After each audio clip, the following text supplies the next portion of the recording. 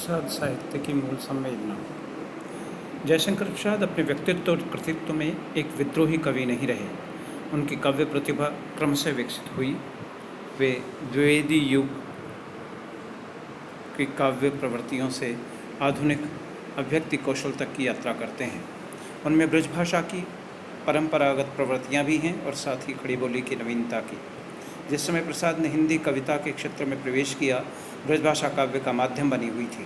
प्रसाद ने भी अपने काव्य जीवन का प्रारंभ ब्रजभाषा में ही किया। चित्रधार उनका प्रथम संग्रह है। उनकी ब्रजभाषा की प्रारंभिक कविताओं में भक्ति और श्रृंगार की प्रधानता है, जो ब्रजभाषा काव्य की प्रमुख प्रवृत्ति रही है। किंतु प्रसाद की कविताएं अलंकारों के बोझ और समस्या पूर्ति की सीमाओं से मुक्त हैं। उनमें अनुभूति की प्रधानता और अभिव्यक्ति की नवीनता है। प्रसाद की प्रारंभिक कविताओं में भक्ति और श्रृंगार के अतिरिक्त प्रकृति विषयक कविताओं का भी आधिक्य है। उनकी प्राकृतिक चित्रण में भी परंपरागत प्रकृति वर्णन से अलग कुछ विशिष्टता है। भक्ति, श्रृंगार और प्रकृति वर्णन के क्षेत्र में प्रसाद की कविता प्रारंभ से ही भाव की जिस सूक्ष्मता, नवीनता और विशिष्टता को अभिव्यक्त करती है, उसी का विकास उनकी परवर्ती कविताओं में अधिक प्रौढ़ और परिष्कृत रूप में देखा जा सकता है। अपनी काव्य यात्रा के प्रारंभ में प्रसाद ने ब्रजभाषा के साथ ही खड़ी बोली में भी लिखना शुरू कर दिया था।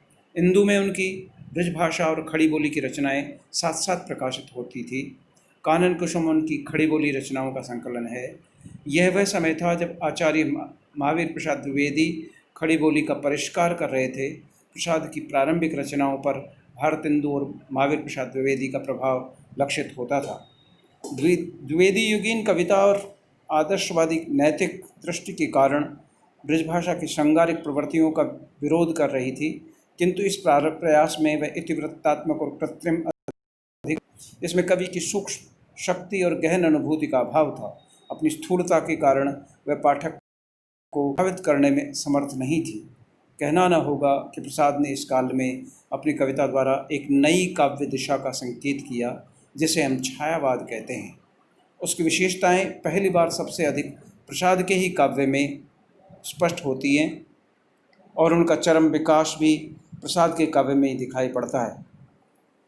प्रसाद ने अपने परंपरा को स्वीकार किया है और सर्वत्र उससे रस ग्रहण करते रहे देखे जा सकते हैं। वे संस्कृत काव्य परंपरा से बहुत गहरे प्रभावित हैं। साथ ही बंगाल की तत्कालीन काव्य प्रवृत्तियों से भी और यूरोप की नवीन विचारधाराओं से भी उन्होंने युग से प्रेरणा ली है। युगीन प्रवृत्तियों को समाहित कर अपनी कविता को एक नवीन आभा से मंडित किया है, किंतु यह स्वीकार करने में कोई हिचक नहीं कि प्रसाद पर सबसे अधिक प्रभाव भारतीय परंपरा और भारतीय चिंतन का है। वह शायद आधुनिक हिंदी काव्य के सबसे बड़े भारतीय कवि हैं। संस्कृत साहित्य परंपरा प्रसाद की प्रेरणा का स्रोत रहा है। उन्होंने अपनी कविताओं का कथानक प्राय संस्कृत साहित्य से चुना।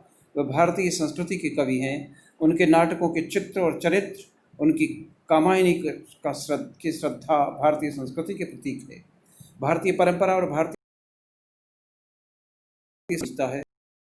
वे देश में अतीत की ओर जाते हैं, कामायनी में भी अतीत की ओर जाते हैं, आंसू में अपने ही प्रेम के अतीत में जाते हैं। ये अतीत प्रेम कवि प्रसाद की एक विशेषता है। वह अतीत प्रेम नहीं बल्कि विशाख की भूमिका में प्रसाद लिखते हैं, इतिहास का अनुशीलन किसी भी जाति को अपना आदर्श संगठित करने के लिए लाभदायक होता है।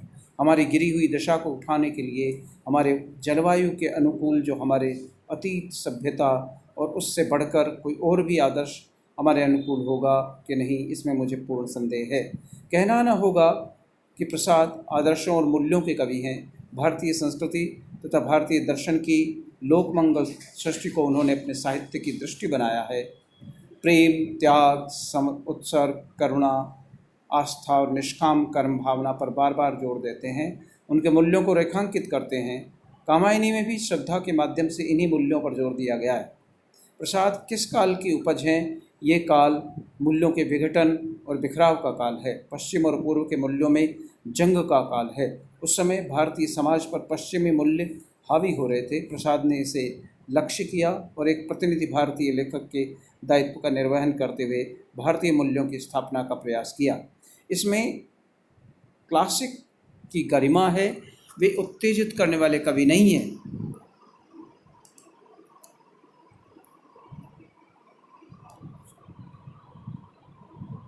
किंतु प्रसाद परंपरा के कवि होने के साथ